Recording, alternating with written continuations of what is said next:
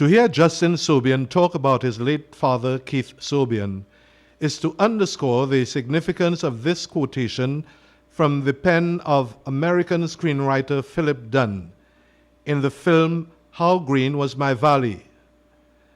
Men like my father cannot die. They are with me still, real in memory as they were in flesh, loving and beloved forever. How green was my valley then? The quotation is as applicable to Justin as it is to his siblings, Jules, the eldest, and Darian, the youngest. As Justin tells it, there's no one he looks up to like his father.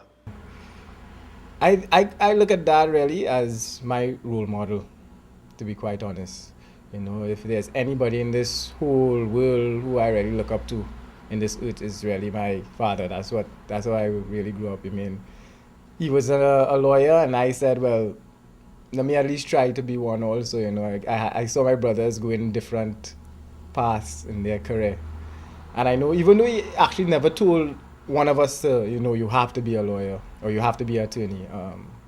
I just thought it was my aim or ambition to at least try to follow in his footsteps.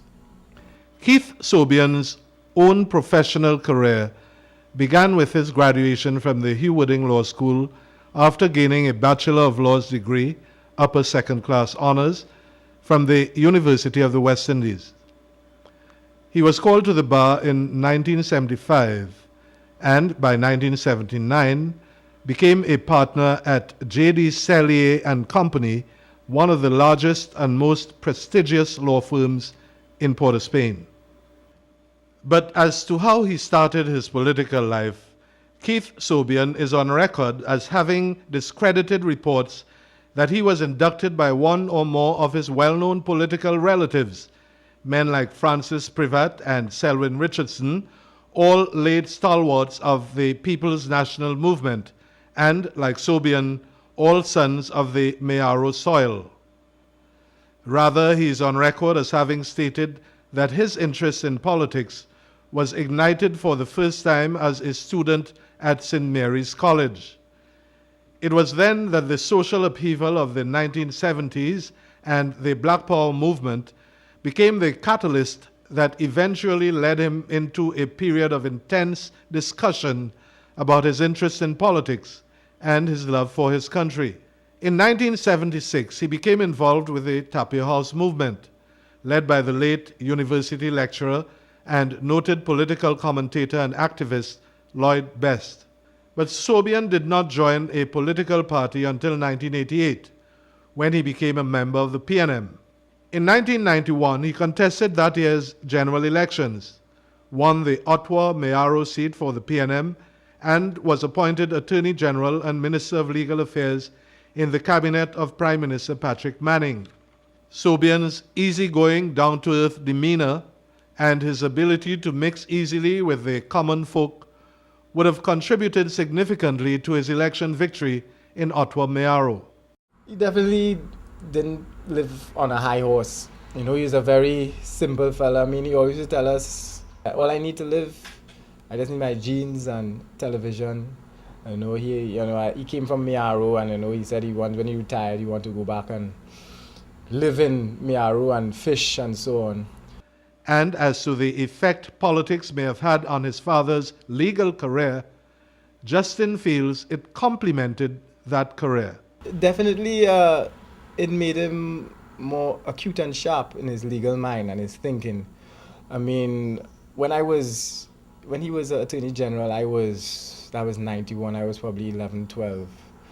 And it's only now I'm able to appreciate and understand the role that he played, especially being an attorney now, in terms of the passage of laws and the passage of bills.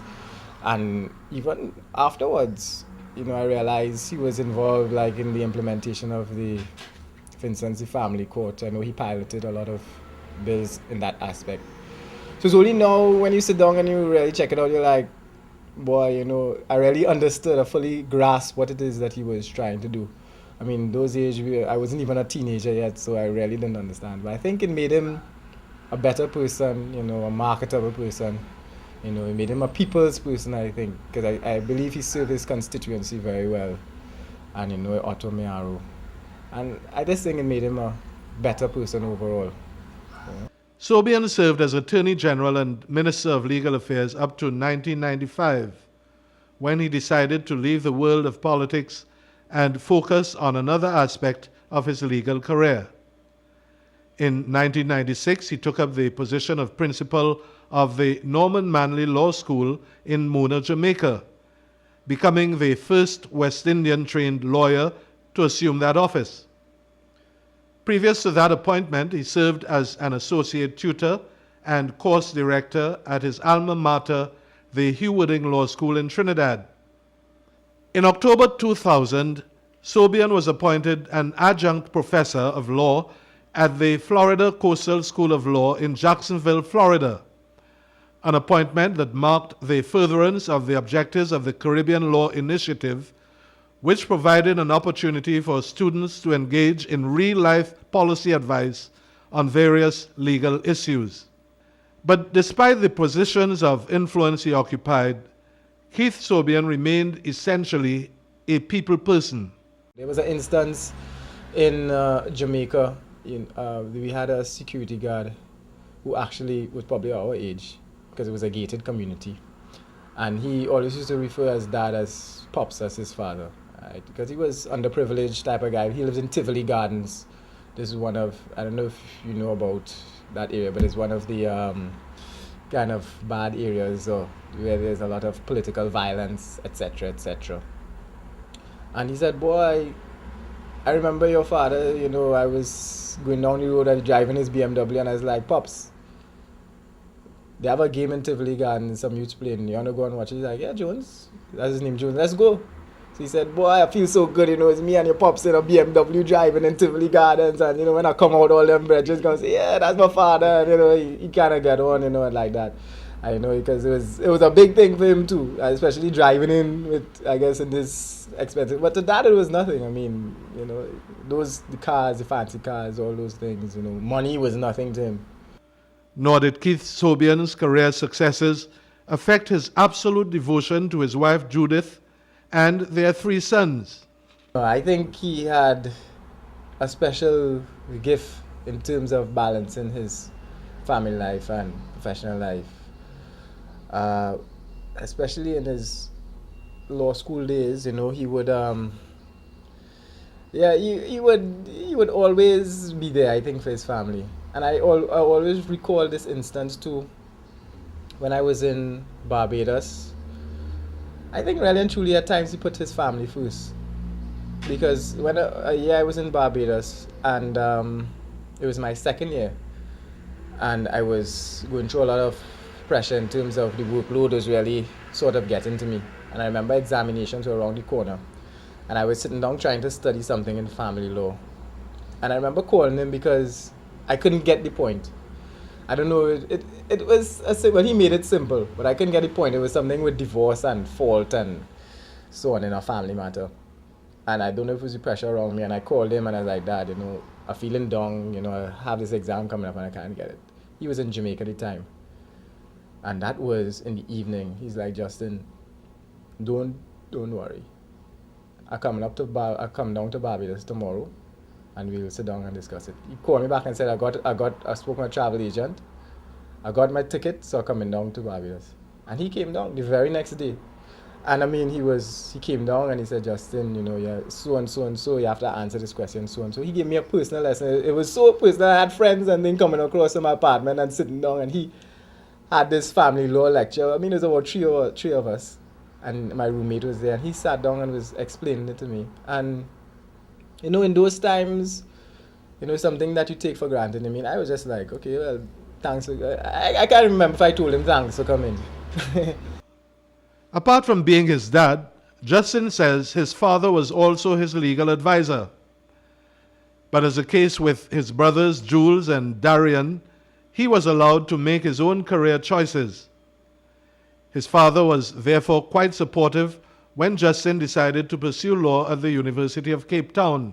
He kind of left it up to me. And I just choose South Africa because I always wanted to go to the African continent. And it was the first school that accepted me to, the University of Cape Town. And yeah, so I ran with it. I mean, I did all the applications by myself, you know, obviously under his guidance. Got through it, got an international student scholarship. And Dad was excited about it. He actually went down to South Africa with me. He settled me down, you know. He said he want to make sure I have pots and pans. That was his excuse, you know. I have to make sure and settle you down, your pots and pans that you need to cook and so on. So yeah, he sorted me out, came down with me.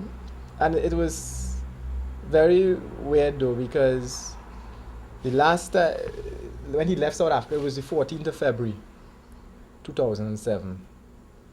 And last time, when I came back at the end of December.